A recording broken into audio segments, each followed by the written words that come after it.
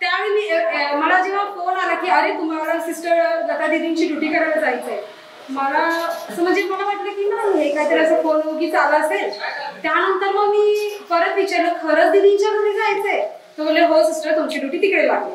मग 2015ला मी first time दीदींच्या म्हणजे प्रभुपूजला राहतात दीदी. मग मी फर्स्ट पाऊल टाकलं हे दीदींच्या घरी मला एंट्री मिळेल ना असं, कारण त्यावेळी एवढं म्हणजे भीतीच होती. त्याच्यानंतर मी दीदींकडे फर्स्ट डेला गेले. दीदी थोड्याशा म्हणजे आजारी होत्या, जास्त नव्हत्या, त्यांना काहीतरी कफ वगैरे झालेलं. मग माझ्या अगोदर एक सिस्टर तिथे गेले तर ती त्यांना आवडली नाही, माहीत नाही मे बी का आवडली नाही. मग मी त्यांना नेब्युलायझेशन वगैरे दिलं. त्याच्यानंतर त्या म्हटल्या तुम्ही एवढं कम्फर्टेबल मला ट्रीट केलं, व्यवस्थित दिलं, तुम्हीच मला कंटिन्यू पाहिजे.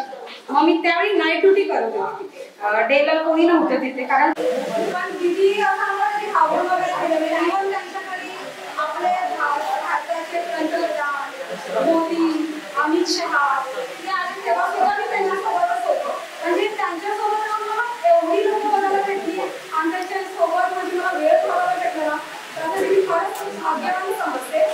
2020 दिदी ऍडमिट जेव्हा कोविड मग आम्हाला कळलं की त्यांनी त्याच्यानंतर मला टेस्ट केलं तर मला कोविड. आम्हा दोघांना मी रिसेंट हॉस्पिटलमध्ये ऍडमिट केलं. जोपर्यंत म्हणजे टेस्ट आम्ही हॉस्पिटलमध्ये डिस्ट्रिक्टमध्ये होतो.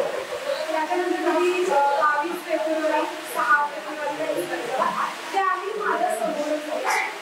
मला एवढं वाईट वाटलं की एवढी रडली ना तुम्ही बिलकुल, कारण ज्या व्यक्तीला मी हसत खेळत बोलत त्यांच्याशी गप्पा मारताना थांबलो आणि नंतर त्या मला आणि त्यांची 2021 चांगली सेवा केल्याबद्दल आम्हाला आम्हा सिस्टर लोकांना किरण मंगेशकर अवॉर्ड आम्हाला घोषित झाला. आणि मला फर्स्ट अवॉर्ड होतो आणि तो सगळ्यात सेलिब्रिटी होता.